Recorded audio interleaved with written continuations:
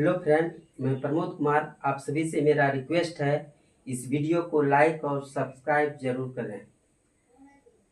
Subject है reasoning. इसमें first type पढ़ा चुके हैं कोडिंग डिकोडिंग। सेकंड टाइप में कोडिंग डिकोडिंग पढ़ाने जा रहे हैं। क्वेश्चन है कि यदि हवा को पत्थर कहा जाए, पत्थर को जल कहा जाए, जल को पुल कहा जाए, पुल को वर्षा कहा जाए, वर्षा को गर्म कहा जाए और गर्म को ठंडा कहा जाए, तो हम हाथ किस चीज से धोएंगे? तो हम हाथ साबुन से भी धोते हैं, जल से भी धोते हैं।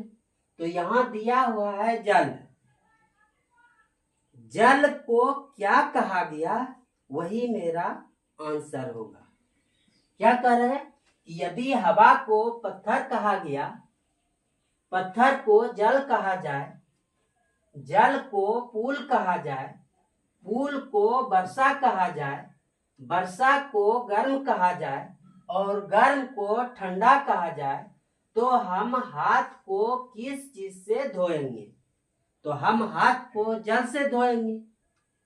जल को क्या कहा गया, वही मेरा आंसर होगा। तो आंसर आ गया, जल को क्या कहा गया? जल को पुल कहा जाए। आंसर क्या हो गया? पुल। तो ऐसा अगर सवाल रहे तो पूरा सवाल नहीं पढ़ना है, क्योंकि पढ़ने में ही 1 मिनट लग जाएगा। इसलिए आप लास्ट वाला स्टेप पढ़िएगा और फिर आंसर दीजिएगा। नेक्स्ट क्वेश्चन, यदि हवा को जल कहा जाए, जल को आसमान कहा जाए, आसमान को नीला कहा जाए, नीला को वर्षा कहा जाए,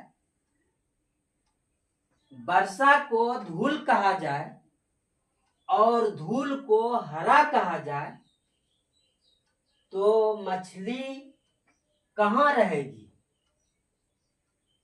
यही क्वेश्चन है। तो मछली कहाँ रहेगी? जल में रहेगी। तो जल को क्या कहा गया, वही मेरा आंसर होगा।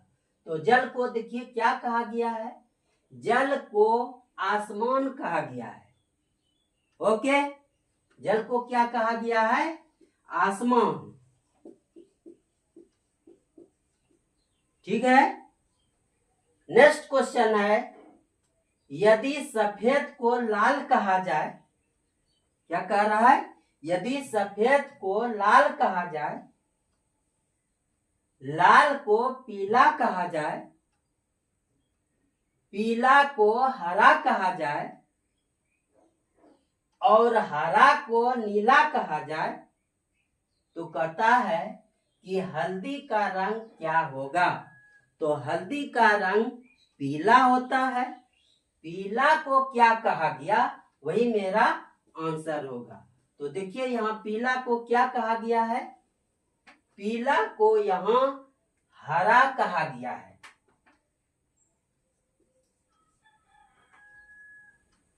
थैंक्स फ्रेंड, नेक्स्ट डे मिलेंगे।